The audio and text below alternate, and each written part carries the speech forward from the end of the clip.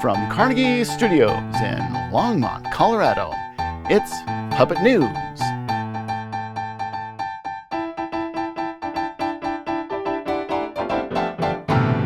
Good evening. I'm Herman Hansen, and dinner is served. And I'm Lolanda Rower, and this is Puppet News. Lavinia Lavi Maunga had no idea a baby was coming when she went into labor on a flight from her home in Utah to Honolulu last week. "I just didn't know I was pregnant, and then this guy just came out of nowhere," Maunga said during a video interview with Hawaii Pacific Health. The baby boy, Raymond Maunga, arrived early at just 29 weeks while mom was traveling to Hawaii for vacation with her family. Dr. Dale Glenn, a Hawaii Pacific Health family medicine physician, along with Lonnie Baumfield, Amanda Beating, and Mimi Ho, neonatal intensive care unit nurses from North Kansas City Hospital, were also on the plane and helped the new mother and baby.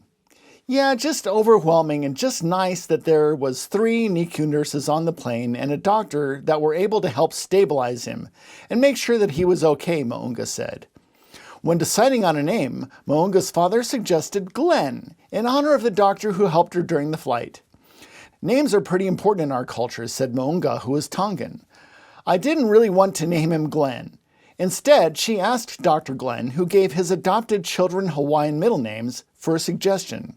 He offered Kaimana, which is now one of the boy's middle names. The child will have to stay in the hospital's neonatal intensive care unit until he is full term, about another 10 weeks, Maunga said. "The aloha spirit is definitely felt here," she said about the care she has received in Hawaii. "It's very different from the mainland," Maunga said. "It just feels comforting, and everyone is willing to help." Boulder County Public Health, or BCPH, officials are warning residents that unhealthy air could invade the region sooner than ever before. The caution comes after one of the worst years for air quality along the Front Range. Record-breaking wildfire season blanketed Boulder County in smoke for much of the summer and fall, while ozone level regularity exceeded the EPA National Ambient Air Quality Standard for Health, with 43 Ozone Action Day alerts, according to a BCPH news release.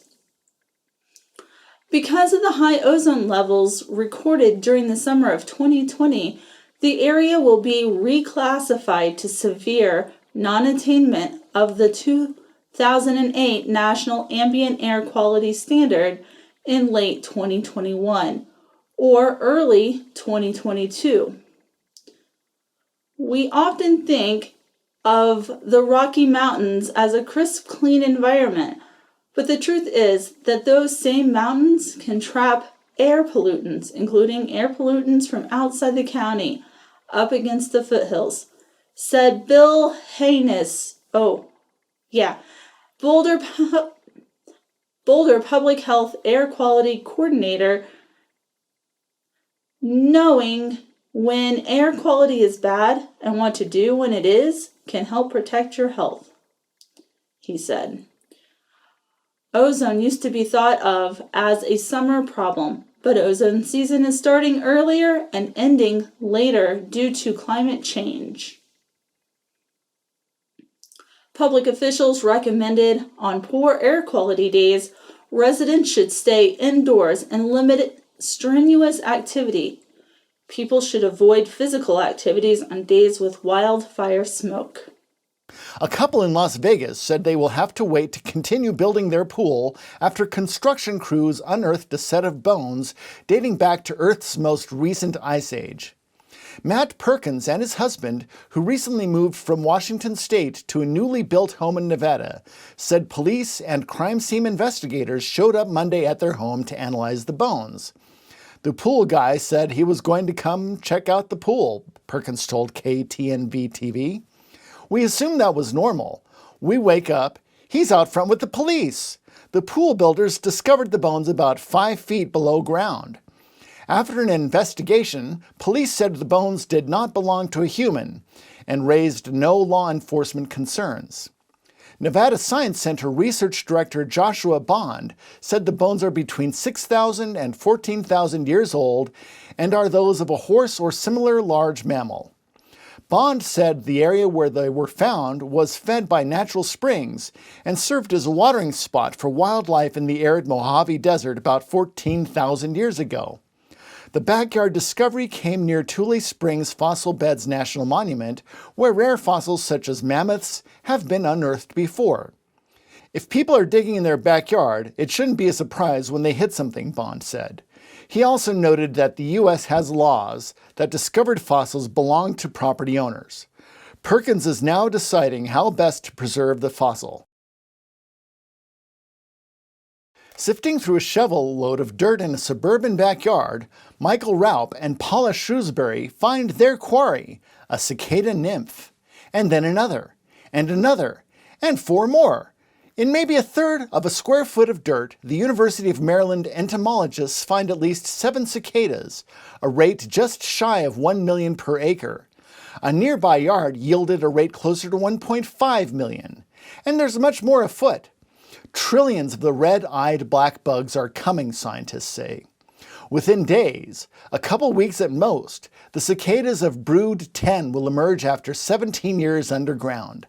There are many broods of periodic cicadas that appear on rigid schedules in different years, but this is one of the largest and most noticeable. They'll be in 15 states from Indiana to Georgia to New York.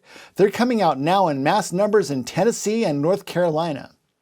When the entire brood emerges, backyards can look like undulating waves, and the bug chorus is lawnmower loud. The cicadas will mostly come out at dusk to try to avoid everything that wants to eat them. Squiggling out of holes in the ground, they'll try to climb up trees or anything vertical, including Raup and Shrewsbury. Once off the ground, they shed their skins and try to survive that vulnerable stage before they become dinner to a host of critters, including ants, birds, dogs, cats, and Raup. It's one of nature's weirdest events, featuring sex, a race against death, evolution, and what can sound like a bad science fiction movie soundtrack. Some people may be repulsed. Psychiatrists are calling entomologists worried about their patients. But scientists say the arrival of brood 10 is a sign that despite pollution, climate change, and dramatic biodiversity loss, something is still right with nature. And it's quite a show. Raup represents the narrative of cicadas' lifespan with all the verve of a Hollywood blockbuster. You've got a creature that spends 17 years in a COVID-like existence, isolated underground, sucking on plant sap, right? In the 17th year, these teenagers are going to come out of the earth by the billions, if not trillions. They're going to try to best everything on the planet that wants to eat them during this critical period of the nighttime when they're just trying to grow up. They're just trying to be adults, shed that skin, get their wings, go up into the treetops, escape their predators, he says.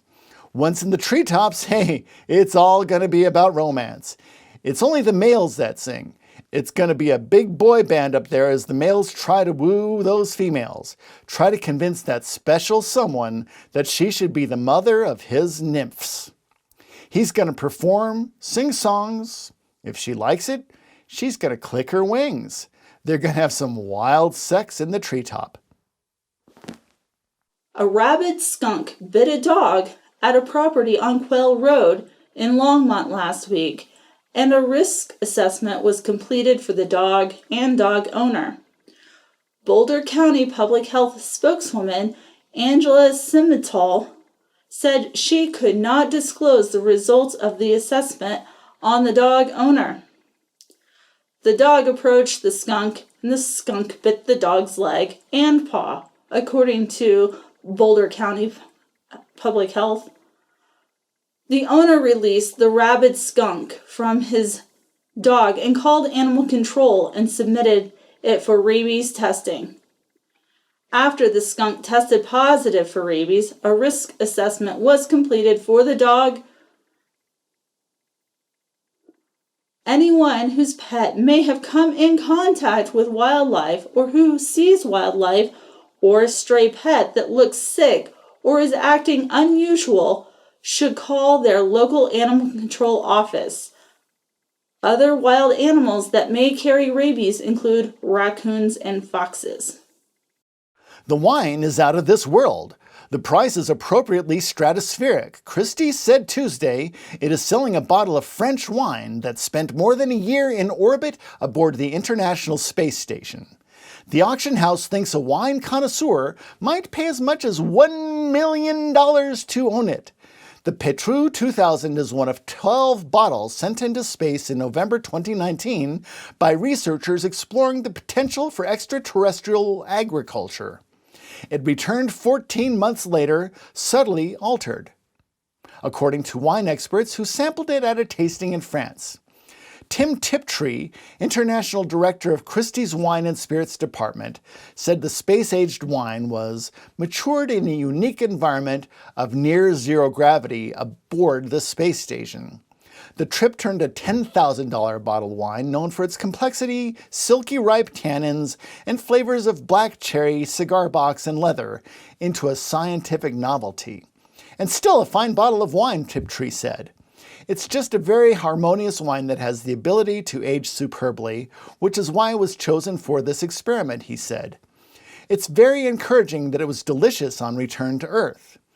Private space startup Space Cargo Unlimited sent the wine into orbit in November 2019 as part of an effort to make plants on Earth more resilient to climate change and disease by exposing them to new stresses. Researchers also want to better understand the aging process, fermentation, and bubbles in wine. At a taste test in March at the Institute for Wine and Vine Research in Bordeaux, France, a dozen wine connoisseurs compared one of the space-traveled wines to a bottle from the same vintage that had stayed in a cellar. They noted a difference that was hard to describe. Jane Anson, a writer with the wine publication Decanter, said the wine that remained on Earth tasted a bit younger, the space version slightly softer and more aromatic. The wine, being offered by Christie's in a private sale, comes with a bottle of terrestrial Petrus of the same vintage, a decanter, glasses, and a corkscrew crafted from a meteorite. It's all held in a hand-crafted wooden trunk, with a decoration inspired by the science fiction pioneer Jules Verne and the Star Trek universe. Proceeds from the sale will fund future research by Space Cargo Unlimited. Several other bottles from the dozen that went to space remain unopened, but Christie says there are no plans to sell any of them. Tiptree says the price estimate, in the region of $1 million, reflects the sale's likely appeal to a mix of wine connoisseurs, space buffs, and the kind of wealthy people who collect ultimate experiences. The lot includes the bottle of 2000 Petrus that remained on Earth so the buyer can compare the two. Should they decide to open the one that went into orbit, I would hope they will decide to drink it, but maybe not immediately, Tiptree said. It's at its peak drinking, but this wine will last probably at least another 2 or 3 decades. St. Vrain Valley School District's Pathway to Teaching, or P-TEACH program, received a $100,000 grant from Early Milestones Colorado as part of the Early Childhood Workforce Innovation Grant. The grants were issued to support innovative changes in the early child care industry after the COVID-19 pandemic. Since 2017, the program has introduced high school students across the district to the education profession by offering concurrent enrollment courses at the University of Colorado, Denver, and Front Range Community College, field trips and paid externships with SVVSD's Community Schools program. Last semester, the program opened up to paraprofessionals and other education specialists in the district who are interested in becoming teachers. What this grant will allow us to do is provide tuition funding so that our adult working paraprofessionals can access the courses that we're already providing to our high school students through concurrent enrollment, said Diane Lauer. So they can move forward and earn their early childhood education teaching certificate or a preschool director credential. The college level credits can also go toward the completion of an associate's degree in early childhood education at FRCC or even a bachelor's degree at the University of Colorado, Denver. Through the grant, a cohort of up to 15 district paraprofessionals have the opportunity to earn up to 12 college credits. In the heart of the world's deserts, some of the most expansive wild places left on Earth, roam herds of feral donkeys and horses. These are the descendants of a once essential but now obsolete labor force. These wild animals are generally considered a threat to the natural environment and have been the target of mass eradication and lethal control programs in Australia. However, as we show in a new research paper in Science, these animals do something amazing that has long been overlooked. They dig wells, or ass holes.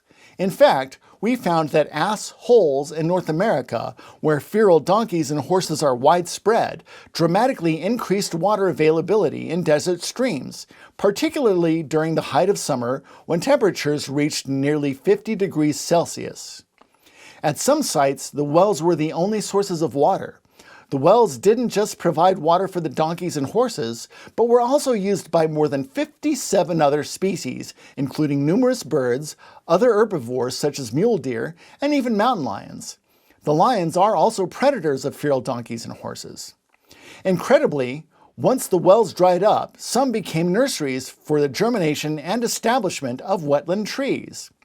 Ass holes in Australia research didn't evaluate the impact of donkey dug wells in arid Australia. But Australia is home to most of the world's feral donkeys, and it's likely their wells support wildlife in similar ways. Across the Kimberley in Western Australia, helicopter pilots regularly saw strings of wells in dry stream beds. However, these all but disappeared as mass shootings since the late 1970s have driven donkeys near local extinction. Only on Kachana Station, where the last of the Kimberley's feral donkeys are protected, are these wells still to be found. In Queensland, brumbies, feral horses, have been observed digging wells deeper than their own height to reach groundwater. Feral horses and donkeys are not alone in this ability to maintain water availability through well digging. Other equids, including mountain zebras, Grevy's zebras, and the Kulon, dig wells. African and Asian elephants dig wells too.